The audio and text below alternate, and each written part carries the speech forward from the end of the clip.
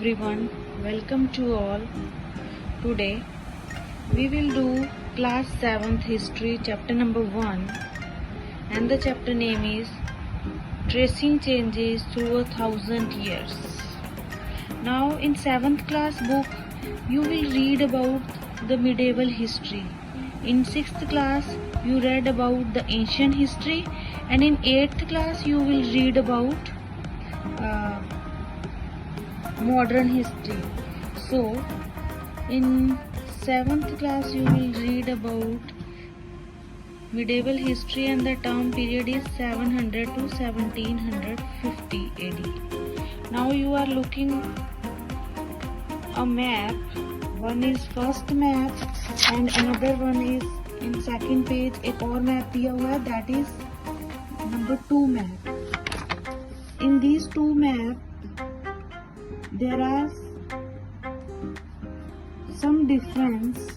Now जो number 1 map है that is made in 1154 CE and that is made by Al-Idrisi, उसने बनाया था ये.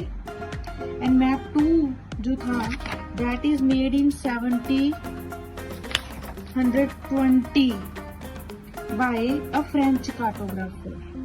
Now I will tell you. आया हुआ है जो मैप 2 है वो कब बना था, मैप 1 के 600 ईयर बाद. सो जो मैप 2 है वो क्या है, सिमिलर लग रहा है अभी प्रेजेंट डे के मैप के साथ ही. एंड ये जो मैप 2 है that was used by the European seller and merchants. Now new and old terminology, जो टर्म्स थी न्यू और ओल्ड वो क्या थी. In this context in which information is produce changes with time. जो इंफॉर्मेशंस थी, जो एंशियंट टाइम में जो इंफॉर्मेशन थी और जो मिडेवल टाइम में जो इंफॉर्मेशन थी दैट इज क्वाइट चेंज. उनमें क्या था, काफ़ी ज़्यादा डिफरेंस था. जो वर्ड्स का डिफरेंट था, मोरोवर लैंग्वेज का भी डिफरेंट था. लाइक जो मिडेवल पर्शियन थी वो क्या थी, काफ़ी ज़्यादा डिफरेंट थी मॉडर्न पर्शियन से. Now here one example is there कि जो टर्म हिंदुस्तान है वो today we understand as it India, कि इंडिया को हिंदुस्तान बोलते हैं.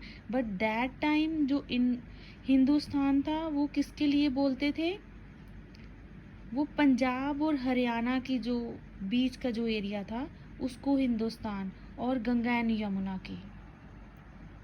And the 13th century by Minhaj Siraj, ठीक है, जो एक क्रॉनिकल जो था पर्सन जो रिकॉर्ड्स रखते थे क्रॉनिकल में मिनाज सिराज के, उसमें बताया हुआ है हिंदुस्तान का मतलब. नाउ दे आर सेइंग कि he use the term in a political sense for land that were a part of domination of the Delhi sultan के जो अंडर जो लैंड थी उसको उसने हिंदुस्तान बोला था. Now by context in the early 16th century Babur used Hindustan to describe the, Babur ने हिंदुस्तान को कैसे डिस्क्राइब किया, उसकी ज्योग्राफी को लेके. ओके, उसके फोना एंड द कल्चर, इनहैबिटेंट और सब कॉन्टिनेंट को लेके.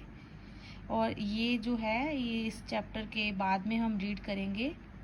नाउ ये this was somewhat similar to the way the 14th century poet, जो 14th सेंचुरी में जो पोइट ने लिखा है ये वैसे ही सिमिलर था जो बाबर ने हिंदुस्तान को डिस्क्राइब किया है. नाउ अमीर Khusro use the term Hind, उसने हिंदुस्तान के इंडिया के लिए क्या टर्म यूज किया है, हिंद टर्म यूज किया है. Like while the idea of geographical and cultural entity like India did exist, the term Hindustan did not carry the political and national meaning which we associate with today.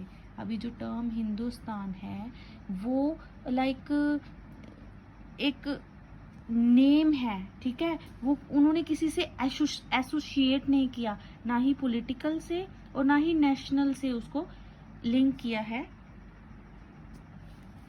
Now move to the next page. Now in historian today have to be clear careful about the term they used because they meant different thing in the past. For example कि like एक simple term जिसको foreigner बोलते हैं, तो now days foreigner उसको बोलते हैं जो कि इंडिया का नहीं है. बट मिडेवल पीरियड में क्या था, फॉरनर एक स्ट्रेंजर को बोलते थे जो कि उस गांव का नहीं होता था. ठीक है, तो someone who was not a part of the society और कल्चर, और उसको क्या बोलते थे, परदेसी बोलते थे. परदेसी और अजनबी और foreigner. Now historian and their sources. जो हिस्टोरियंस हैं जिसने हिस्ट्री को जो स्टडी किया है, उनके क्या सोर्सेस थे, कैसे उनको पास्ट के बारे में पता चला है. इन 6th class you read about Gupta dynasty and Harshavardhana, but इस बुक में आप रीड करोगे 700 से लेके 1750 AD तक जो भी हिस्ट्री में हुआ है वो आप यहाँ पे रीड करोगे. Okay, now you will notice some continuity in the sources used by historian for the study of the past. मतलब वो जो historians थे वो लाइक क्वाइंस की को लेके इंस्क्रिप्शंस, आर्किटेक्चर और जो टेक्सटुअल रिकॉर्ड थे उनसे इंफॉर्मेशन क्या करते थे, गेन करते थे. बट उनमें क्या थी, एक डिसकॉन्टिन्यूटी थी.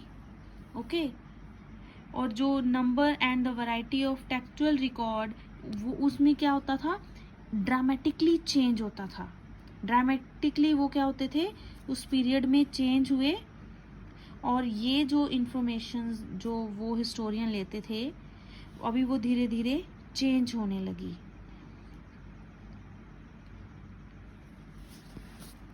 नाउ पीपल यूज, उस टाइम पे क्या हुआ था, जो पेपर था वो इजीली अवेलेबल होता था. लोग उसको होली टेक्स्ट यूज़ करने के लिए यूज़ करते थे, क्रॉनिकल लिखने के लिए रूलर्स के, लेटर्स लिखने के लिए, सेंट्स की टीचिंग लिखने के लिए, उसको पेटिशंस एंड जुडिकल रिकॉर्ड रखने के लिए यूज़ करते थे. Now manuscripts were collected by wealthy people. जो मैन्यूस्क्रिप्ट्स थी वो वेल्दी पीपल लोग कलेक्ट करते थे, रूलर्स कलेक्ट करते थे, मोनेस्ट्रीज और टेम्पल्स में वो कलेक्ट होती थी. और नाउ क्या होने लगा, धीरे धीरे वो रिप्लेस होने लगी. ये जो मैन्यूस्क्रिप्ट्स है वो लाइब्रेरी में प्लेस होने लगी. नाउ प्रिंटिंग प्रेस नहीं थी तब, तो जो स्क्राइब्स होते थे जो मैन्यूस्क्रिप्ट्स को लिखते थे वो उनको हैंड से लिखते थे. तो उनको क्या होता था, प्रॉब्लम होती थी स्क्राइब्स को. जो इंस्क्रिप्शंस में लिखा होता था उनको जो फिर से लिखना पड़ता था, तो वो बार बार कोई ना कोई गलती कर देते थे.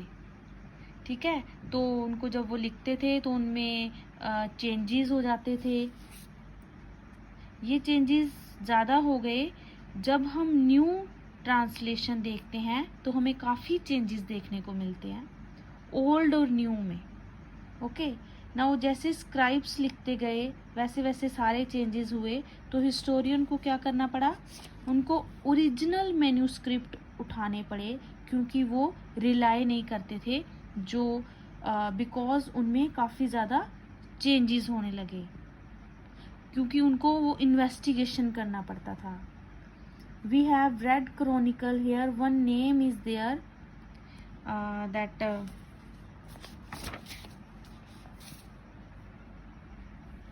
Ziauddin Barani wrote his chronicle first in 1356 में. उन्होंने क्रॉनिकल जो लिखा था उसका जो अनदर वर्जन था वो 2 साल के बाद पता चला. और the two differ from each other, उनमें डिफरेंस था. बट वो जो फर्स्ट वर्जन था वो कहीं लाइब्रेरी में क्या हो गया था, डिस्प्लेस हो गया था वो, क्योंकि वहाँ पे लाइब्रेरी में काफ़ी ज़्यादा कलेक्शंस थी बुक्स